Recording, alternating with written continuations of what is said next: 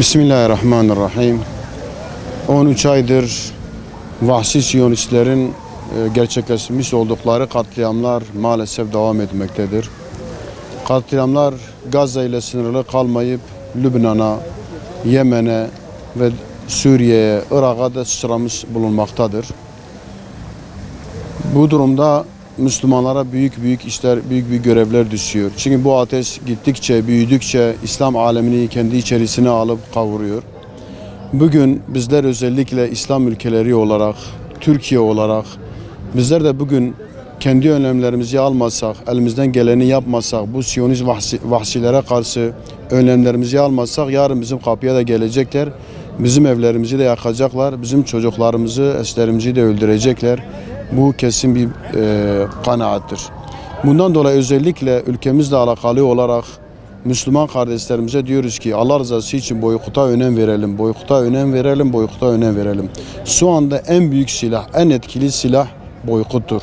Çünkü boykotu bütün fertler, bütün Müslüman fertler, bütün bireyler yapabilir. Kolaylıkla yapabilir.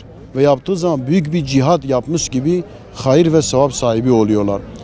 Ayrıyeten ülkemizle alakalı olarak Siyonistlerle bu katliamı gerçekleştiren vahşilerle ilgili, onlarla ilgili ticaret yaptıkları, gemilerin gittiği, petrolün gittiği gibi ciddi iddialar var ve öyle gözüküyor ki bu iddialar da gerçeğin ta kendisidir.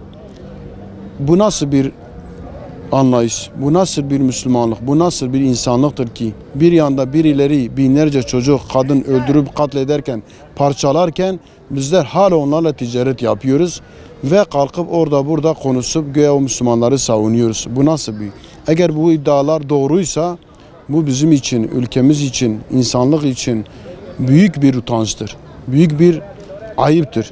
Büyük bir vebaldir. Allah-u Teala bizi bu vebaldan muhafaza etsin, bizi bu vebala ortak etmesin. Müslümanlara düşen sorumluluğu Hamas'ın son çağrısı bize özetliyor aslında. Neler yapmamız gerektiğiyle ilgili bize fikir veriyor. Malumunuz Hamas geçtiğimiz hafta içi yaptığı açıklamada özelde liderlerden genelde de Müslüman halktan beklentileri var.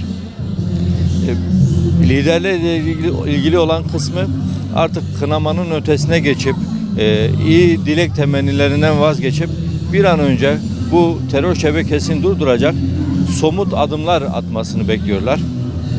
Bizden de hükümetlerimizin, iktidarlarımızın bu izzetli tavrı ortaya koyması için eylemlerde etkili etkinliklerde bulunmamızı istiyorlar. Bugün de bunun için buradayız. Bireysel olarak yapabileceklerimiz az önce sizin de ifade ettiğiniz gibi boykot yapılmalı. Ancak bu boykot sadece vatandaşların ya da vicdanlı insanların yapacağı bir etkinlik değil. Devletlerin, kurumların bir bütün olarak bunu yapması gerekir ki Siyonist şebeke bu işten zarar görsün. İnanın biz Türkiye geneli konuşalım. Meydanlardan haykırıyoruz. Kahrolsun İsrail, kahrolsun Amerika. Ama İsrail ve Amerika biz kahrolsun dediğimiz için kahrolmuyor. Hatta birçok komedi programlarında Türkiye Müslümanlarıyla dalga bile geçiliyor. Yine bağırdılar, toplandılar. Bir yerde de haklılar aslında. Çünkü biz gerçekten o izzetli duruşu tam olarak ortaya koyamıyoruz.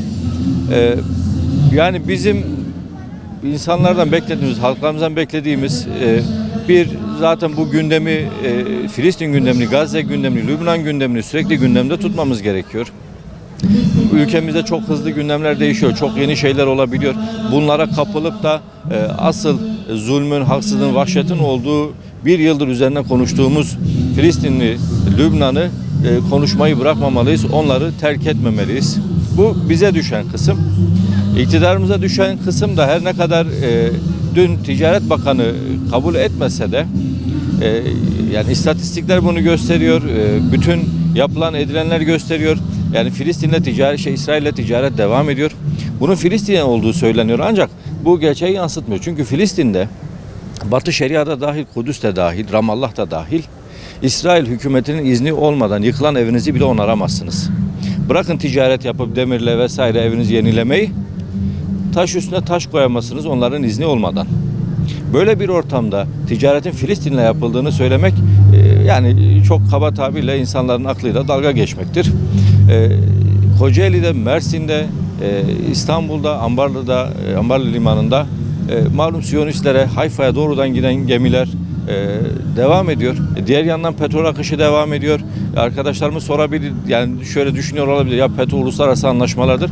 Ama uluslararası anlaşmalar dediğimiz şey tek bir maddeden oluşmuyor. Ve bu Bakü-Ceyhan-Tiflis boru hattının İsrail'le yapılan anlaşmasının 2. maddesinde insan hakları ihlalleri gerçekleştiği durumda vanalar tek taraflı olarak kapatılabilecek ibaresi bulunmakta.